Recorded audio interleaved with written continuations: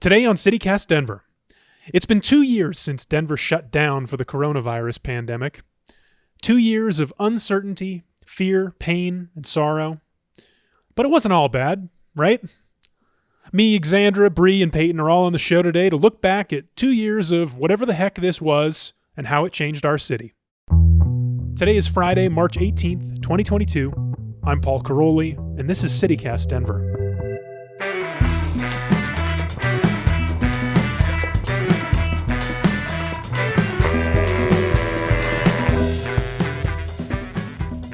Welcome back to CityCast Denver. We're back in the Lindy Zimmer studio at Westward downtown because it's Friday, and normally on Fridays we get together in person to reflect on the news of the week. But today is a special day. It has been 2 years since Denver shut down for the pandemic, and the city has changed a lot. Mostly in really tragic, upsetting ways, but also in some interesting ways that I think none of us expected, and even some good ways as well. So we're going to talk about it all and how our relationships with the city changed. And we got the whole team together. So I want to start off with a question. You know, I think this is going to be one of my lingering memories of the pandemic, at least that early period. March 23rd, 2020, they call it the Denver prohibition. The moment Mayor Michael Hancock said that dispensaries and liquor stores were going to shut down. Bree, I totally forgot about that. Our regular host, Bree Davies, is here. Bree, where were you? Where were you? When I was at home on Twitter watching it. Yeah. What was that feeling like? Do you remember that? It was just like funny for a minute, and then it was like it set in like this is a really bad idea. Like, you know what I mean? Like people were just all of a sudden it was like watching a Black Friday sale kind of happen where people were just like, and even my husband was like, "Oh, I got to get to the dispensary right now," and I'm like, "What? Yeah." Really? It was interesting. It was like no one knew what was coming. It's true. Who I thought about though was like the bud tenders, the salespeople that were going to be be the face of this sudden onslaught of people on a weekday or whatever it was. So it was wild times. Where were you, Paul? In line. You were not. 100%. I was there. I heard the news and I thought, I'm going to want to stock up like everyone else. And it was a fun time hanging out in line with my fellow bros. It kind of reminds me of the old days of waiting in line for tickets to concerts before you could do everything. Yeah. Online, you would meet up with people because you would be standing in line all day. And it is one of those rare moments when you get to talk to strangers for sometimes an extended period of time. Yeah. Yeah. March 23rd, 2020, Denver Mayor Michael Hancock announced all non-essential businesses would close starting at 5 p.m. Well, that order included marijuana dispensaries and liquor stores. And oh boy, did the floodgates open. Argonaut Liquor on Colfax reported that sales went up 300%. Lines were out the door. Producer Xandra McMahon is with us as well. Xandra, do you remember where were you? Where were you that fateful day? And during the prohibition. Yeah. I was also at home in Lakewood. I was still living in Lakewood at the time. And I can't remember why we didn't feel like a sense of urgency. I think maybe because we just happened to like go to the liquor store and we don't smoke weed. So it was like, we're like, okay, the dispensary's closing. That's not a big deal. But like we did drink. And so I was like, I think we must have just gone to the liquor store a few days before and felt like, well, yeah, we have enough. We're okay. Yeah. So we didn't rush out. But yeah, similar to you, Brie, I was watching it unfold on Twitter and I was like, wow. And then, you know, I still want one of the shirts that was made, like, I survived Denver Prohibition 2020. I want one of those, even though I wasn't a part of it. But it was just, I love that they were making T-shirts. Yeah. Have you ever seen anyone wear one? I've never seen one out in the wild. I don't know. I've just seen pictures on the internet, actually. Now that I think about it, I've never seen one in the wild, but I hope to one day. Newsletter writer Peyton Garcia joins us as well. Peyton, 3 to 5 p.m., March 23rd, 2020. Where were you? I was trapped in a hostel in Cusco, Peru. Okay. Yeah. Just casual. Yeah. That's different. I mean, you want to tell us about that? I know there's a story there. Yeah, there is a story. We were traveling abroad. I mean, I don't know how much you guys want me to get into it because it's a long story, but we were traveling abroad. We'd gone off the grid for a few days to hike to Machu Picchu. When we came back, we found out that not only were things like shutting down here in Colorado, but they'd closed the borders to Peru. So we were stuck there. They closed the doors to our hostel. So we were stuck in our hostel, and you guys were freaking out. At least you guys got a heads up. We were not allowed to have any alcohol at all while we were trapped. Boy. Yeah, it was punishable by jail time. They just didn't want people drunk? Well, they didn't want people drinking because they felt like it would encourage a social atmosphere, and they didn't want people interacting. So I kind of get that. That makes sense. Yeah. That seems like that could turn bad. Yeah. Don't spread your the guard virus. is down. And of more course, once like you've had we a had drink or bought two. when the one chance we had to go out to the store, we're like, oh my God, we're going to be stuck here for weeks. We should buy a bottle of vodka and, at least enjoy our time while we're trapped. And they were like, if we find it, you will be arrested and you will face fines. So then we just hid it in the bottom of our bag and waited it out. So that's where I was. But I do remember seeing that all happen because our group chats with our friends back home were blowing up as they all panicked and ran to the dispensaries. Yeah. There is one follow-up I have to ask, Peyton. Which elected representatives did you send emails and letters to ask for support to get you back home? Yeah. And who was the most responsive? Yeah. We did Cory Gardner, Michael Bennett, and Joe Neguse. Those are who we reached out to. And Joe Neguse was by far the most helpful person. Past city guest, Denver guest, Joe Neguse. Yeah, he was very well, it wasn't him. We didn't actually speak to any of them. We spoke to their aides, but their aides were all, his aide especially was extremely responsive, extremely helpful. She gave me her phone number. She's like, you can text directly with me. And I want to say it was Cory Gardner's aide who was just like, you're SOL, dude, totally unresponsive.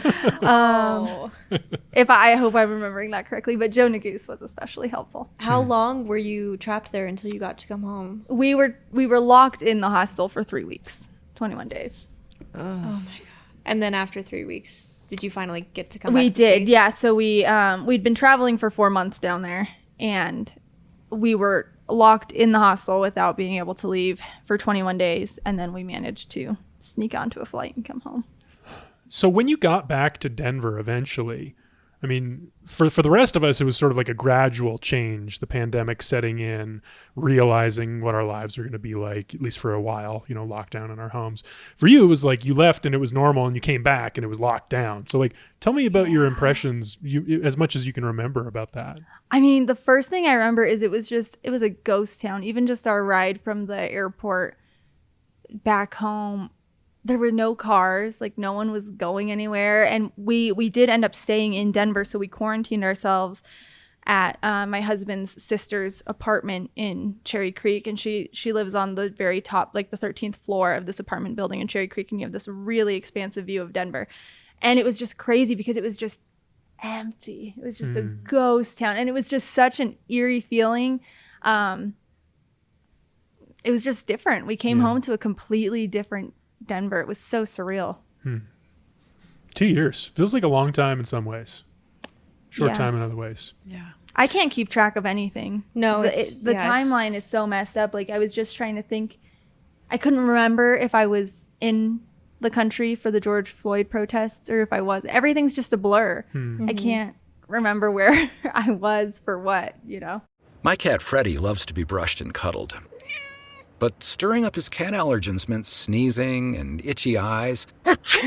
Then I found Purina One Live Clear. It's cat food that reduced the major allergen and my suffering in as little as 21 days. Now, we feel closer than ever. If you have issues with cat allergens, you really need to try Purina One Live Clear. Try new Purina One Live Clear today. Purina One, a difference from day one. It's very hard for me to distinguish events from 2020 versus 2021 even though in 2021 early on we were all getting vaccinated, but it's just the 2 years is just one year, one long year. Let's go to our big question here for the first half of the show. We're going to talk about the way that our relationships with the city has changed, and hopefully understand something about the way the city has changed through that. Xandra, let me start with you. What is a way, or maybe even broadly, like how has your relationship with Denver changed in the last 2 years? It's hard for me to like point to specific events or like buildings that have gone away or places that have gone away or like changes like that. If anything, it's just like this like feeling like deep down in my stomach about like how I view the city, how I view community. And I think that has changed. It's taken a lot of turns in the last 2 years. Like I think when the pandemic set in, it, like you were saying, it was very gradual for people who were in Denver, I think, and I was working at CPR at the time. So I was in a fast-paced newsroom, daily newsroom, we're churning out content. And I don't think any of us realized like how much this was going to become a part, like a focal point of our coverage until like the middle of March. Like we had teams covering the early months of the pandemic, like January and February, like before it had come to Colorado. They were monitoring it. But, I think once it hit and set in, it was like, there was this great feeling of camaraderie and like the community coming together. And like, I just think back to like 8 p.m. howls and things like that for healthcare workers, like when we were all doing things like that. Howl. I know. But then there was also this weird tension happening too of like, especially where I was in Lakewood, I think that there's a larger conservative population in that part of Lakewood. It was really far west Lakewood, like near Colorado Mills off of West Colfax and Sims. And I remember going to the grocery store in those early days and like there was so much tension between people who wanted to wear masks and thought it was really important and people who were still resisting and thinking like, this is a conspiracy. This isn't really a real thing. This is being blown out of proportion. And so there was this weird, like, when I think about how Denver's changed or how my relationship with Denver's changed, I just think I view people differently, if that makes sense. And like my feelings about like community and like coming together and then also divisiveness, it's weird. It's like these two parts of my brain that it's like I have a hard time reconciling or like putting them together, Yeah.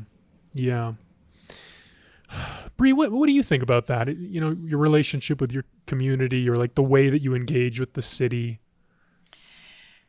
Well, the night that the NBA said it was shutting down was the same night Tom Hanks said he had COVID.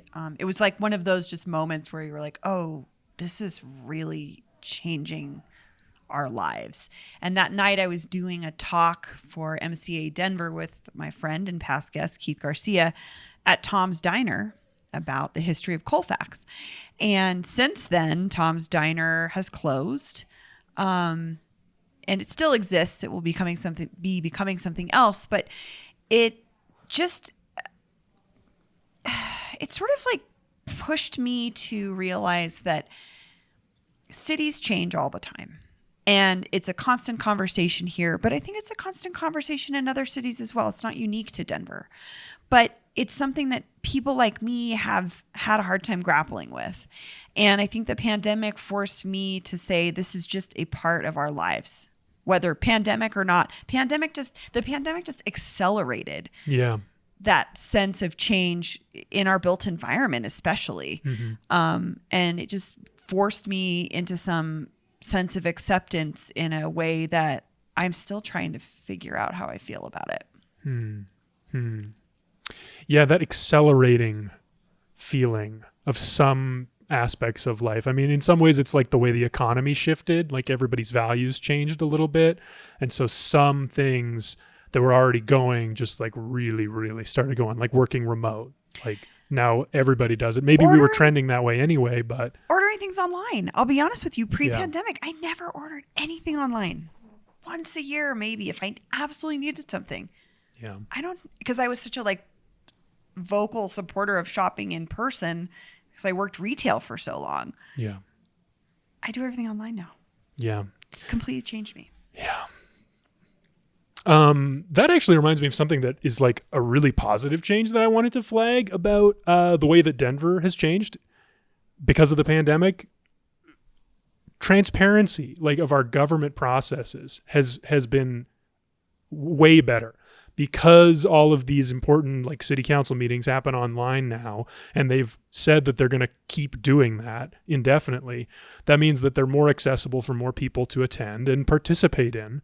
And we've seen some like really discreet specific changes that have come as a direct result of that. I'm thinking of the case of Sean and Ben Johnson, who wanted to build an ADU for Sean's disabled mom. They showed up to city council meetings every week and put their names down to speak about their case. And in a year, they made a change. They got that zoning board that they had been fighting with reformed as a result of their civic engagement. And I think that happened in part because of this change born by the pandemic. And that's cool. You know, how often do we use clips from public meetings on the show? Right. All the time. And we can do that because it's online. It's easy to pull. We don't have to go down to the city council on Monday night specifically. Well, and it's all about access. The pandemic, this has been a larger conversation, but especially like my friends with disabilities will tell you, we've been advocating for this for decades, to let us have remote access in certain ways for people that physically cannot be in spaces, or those spaces are not made for them. But it also speaks to the social, these unspoken social aspects. Like I wrote a piece a couple years ago, actually for Denverite, about my experience of going to city council and speaking. It was daunting. First of all, you have to be able to get off work in time. Second of all, you have to be willing to walk into a room full of people and speak into a microphone. Not something everybody does every day. You have to know the social, what is socially acceptable in that space, or how you're supposed to act, the things you're supposed to do and say or not do and say. It's a very formal environment. And I think that makes it inaccessible in a lot of senses. So this ability to go totally online has cut all that bullshit out and said, okay, if you want to be part of the civic process, which some people will say has made it less effective, I think it's just made it more accessible for people. Or I think about folks like me who have a baby. Yeah. I'm not going to drag a baby down to city council, but will I speak at city council from my home with my baby on my lap? Yes. Yeah. Yeah. Peyton, tell me more about your relationship with the city, how it's changed. Yeah, you know, that's interesting. Before I left to travel, I worked in Denver. I was here every single day. I made the drive down from Louisville into Denver. I felt very much ingrained in the Denver journalism scene. Not so much so with like news journalism, because at that time I was managing Dining Out magazine, but I was very much involved in the local food scene. I was going to new restaurants 3-4 times a week. I was meeting up with other journalists and writers in the community. I felt like I had a pulse on the city. I was taking walks downtown. And then I realized, then I left, right? And I traveled for a while. And when I came back, I didn't have a job for almost over a year because no one was hiring. We had anticipated we would be traveling for at least a year. And then we came back and we had quit our jobs. So we had nothing. So we spent kind of a year and a half floating around in the abyss outside of Denver. And then when I came back and I did get a job here at CityCast, I was able to kind of connect with Denver, but even then it was remotely. Now thinking about it, I don't feel like I've ever been able to, I have not yet been able to reestablish that connection that I used to have when I was here every day, going to restaurants, meeting up with writers, meeting up with photographers, making those connections.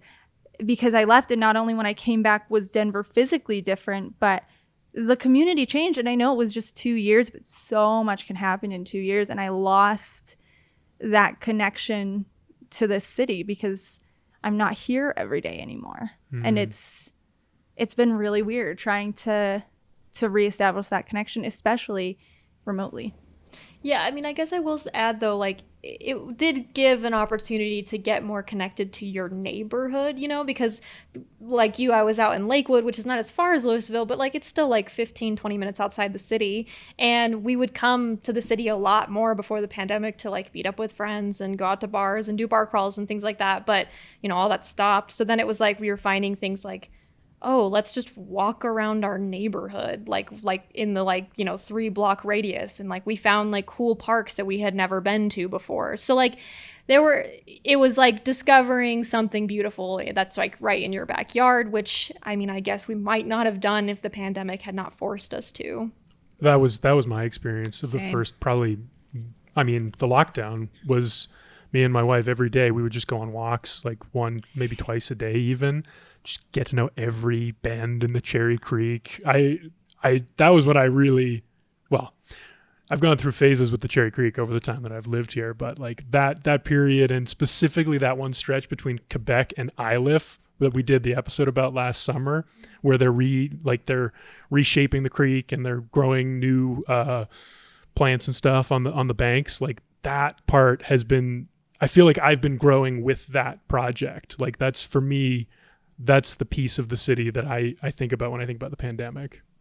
We did the same thing. I think my brother-in-law came to live with us for a month because after the pandemic hit, he came out like the first week of April. He lives in New York City, and there was just nowhere to go or be. If you're in New York City, you have roommates. Like he was just trapped. So he said, can I come stay with you? And we were like, yeah, sure. So he came and stayed with us. Also, funny enough, he got off the airplane and took his clothes off and threw them in the trash because it was that moment when we didn't know how things were spreading. And we were like wiping down our groceries. Yes. So weird. He had like just clothes on he meant to throw away. But he also was really, we have a small house, a 600 square foot house. He was very set on getting outside every day and doing some form of exercise. And it really energized my husband and I to do the same. And we ended up riding our bikes all over. And again, the streets being shut down was like this, I get it, this utopian vision of what it's like when the streets belong to people. It was lovely. And I live in a high traffic area. So we did this, we rode our bikes like, we took every trail that's in the city. We did the Cherry Creek Trail like really far. We went all the way to Bear, we did Bear Creek. Like it felt like summer or winter break as a kid when your days were not focused on work. When you were like, okay, so today we're going to get up and we're going to ride our bikes. And then we're going to, just like the kid stuff you do, we kind of did as adults. Mm-hmm. And I miss that. That was really nice. That's beautiful. Yeah, we called it our early retirement because we had left and we traveled for, X amount of months, and then we came back and we couldn't find a job, and we're like, well, that's fine. We'll just hang out until then. So we road tripped all over the place. We went to like all these different state parks. We were camping. I mean, we just went like 4 or 5 weeks on end where we were just driving from state to state, just camping in our tent wherever we could pop it up. And I mean, so it was great. That's the way to do the pandemic. Dang. Was I the only one who was like slaving away covering the news? Yeah, we did. Yes. I was working in journalism at that time. Thank you, Xandra, for keeping those of us who were exploring the country informed on and what was having happening. Your summer break. That said, it was really hard to come back to work after 2 years of partying. Yeah. I will say, while you all were off having your little mini retirements, there was no traffic. And so the one day a week that I did still have to go into the newsroom, because I was still going into the newsroom sometimes during the pandemic. Anyways, there was no traffic, but that did bite me in the butt one day because there was no traffic. I would fly down 6 sometimes. And it's the only time I've ever gotten a speeding ticket because there was a bunch of cops who probably were desperate for speeding tickets because they're like, who are we going to give speeding tickets to? Here's this chick in a bright red car flying down 6. Let's pull her over. Yeah, it reminded me of old Denver in the sense that like we just we didn't have as much traffic because there just weren't as many people. And not to say that that's better or worse, but when I did go out in my car, which wasn't that much because I was working from home, I was like, whoa, it's like it was genuinely a like flashback to a different time. Mm-hmm. The views of the mountains. Remember that? Yeah, everything was clear. Oh my God. Oh my gosh. So yeah, true. that was insane. I think that's something that I'm going to miss about that time is that feeling of possibility of like great change coming rapidly. Mm-hmm. It feels like people's minds have shifted back into the old way of like that scale of change isn't really possible anymore. But there was that moment, you're right, where we thought, and I think you bring this up with the like city council stuff is like, all the things we were told weren't possible suddenly were possible. Yeah. And then how quickly we forgot about that possibility. Yeah. We could have it. It's just our choices that's shaping the world around us. It's just our choices. We could make different ones. Yeah, absolutely. Wow.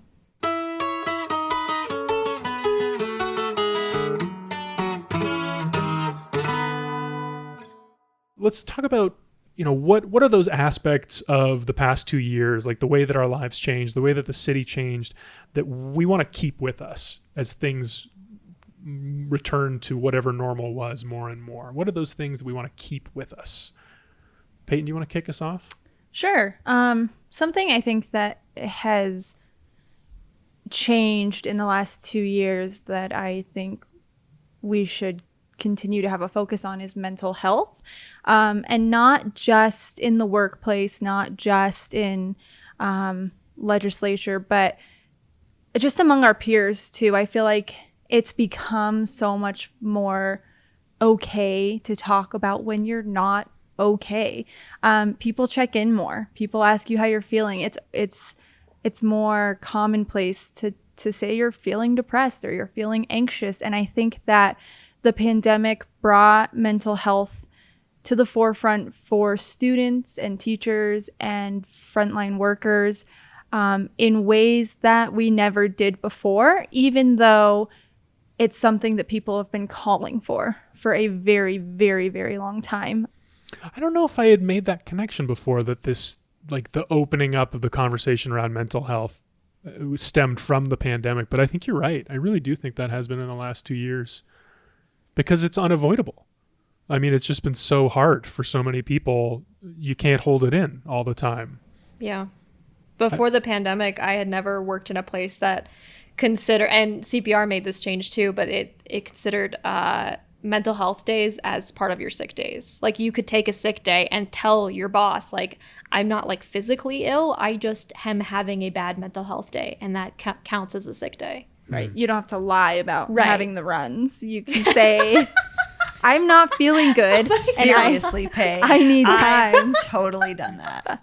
Maybe I did also have the runs, or I was depressed. Or we never know. You could be both. But yeah, so I agree with you, Peyton, that change only happened because the pandemic forced us to confront things and it just affected everyone. Mm-hmm. Xandra, how about you? What's something from the pandemic that you want to keep around, you want to bring with you into the future? Okay, I have one that's like really niche, but and not Denver specific, but I really think that going forward, if you're sick in public, we should keep wearing masks. I'm not saying that everyone has to wear masks at all times and all public spaces, but I just think about how countries like China have been doing this for a long time, where it's just socially acceptable to wear masks if you're not feeling well. And I'm like, why was America just this disgusting cesspool where we were just yeah, I'm going to cough all over you on this bus and it's fine. It's just totally appropriate.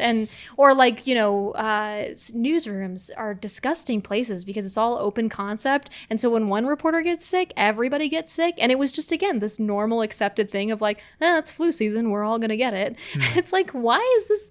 This does not need to be the case. We can go forward and learn from this and say, no, if you're sick, you need to stay home, or you need to work from home, or no, you need to wear a mask. It's okay. So yeah, I don't think the masks are going anywhere.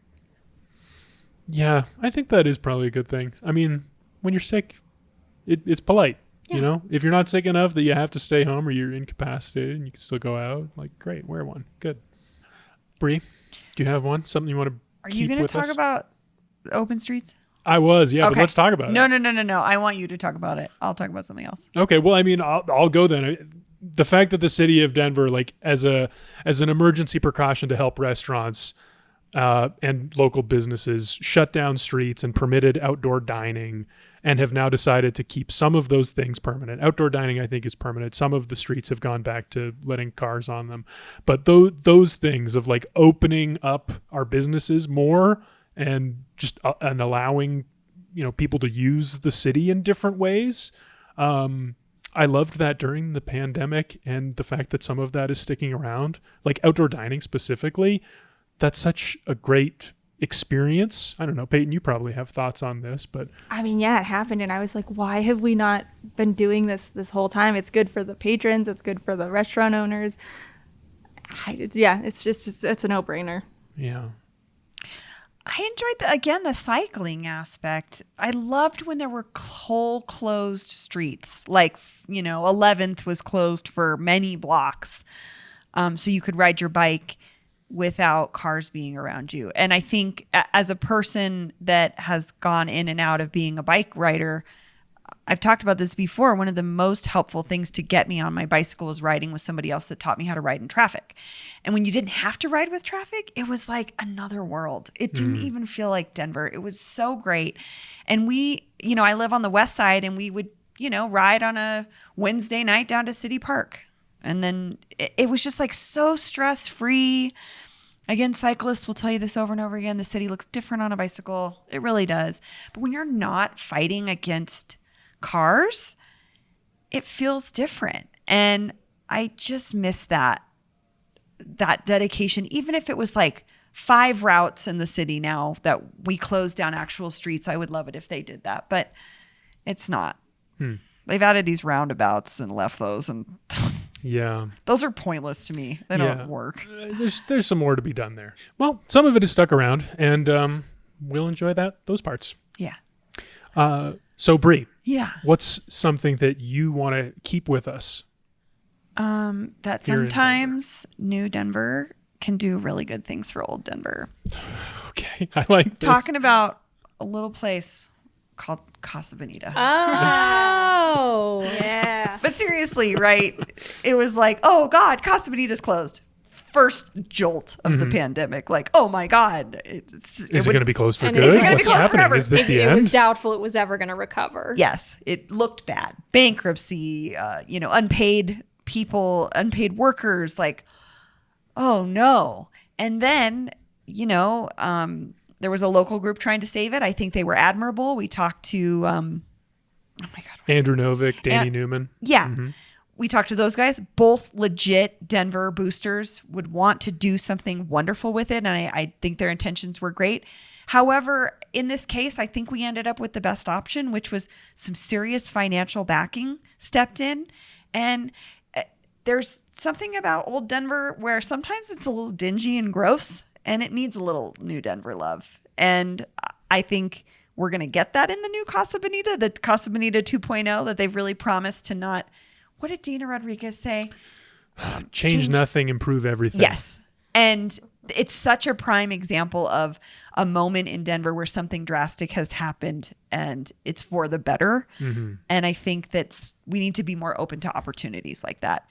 Us curmudgeonly old Denverites like myself need to be more open to opportunities where new money and new people want to do something different with the things that we love, and it could possibly make them better. Well, I think that's a really lovely note to end on. I mean, Casa Bonita 2.0, born during the pandemic. That's going to be the post-pandemic phase that we're in, the era of Casa Bonita 2.0. Thank you all so much for joining me. Listeners, one more reminder. Jad Abumrad is coming to town next month, April 17th. He's going to be at the Paramount Theater. He founded Radiolab. It's a great podcast that you've probably heard a bunch of episodes of because it's so interesting and provocative. And we've got 2 free tickets to give away, and we want to give them to you. All you got to do is write a review of this show, CityCast Denver, on Apple Podcasts. Give us 5 stars, and then take a screenshot of that review, send it to us. We're going to pick a winner on April 1st, that weekend. So get it to us by April 1st. We'll pick a winner and get you your tickets to see Jad Abumrad on April 17th at the Paramount. That's all for the week here on CityCast Denver. Our producers this week were me, Paul Karolyi, and Xandra McMahon. Peyton Garcia writes our morning newsletter. Our regular host is Bree Davies. Our music is by Los Mocochetes, with additional mixing by Tyler Lindgren. If you haven't already, subscribe to the show wherever you get your podcasts. Follow us on Twitter at CityCast Denver, and tell a friend about us the next time you see them. You can sign up for our daily newsletter and learn more about us at denver.citycast.fm. Have a great weekend.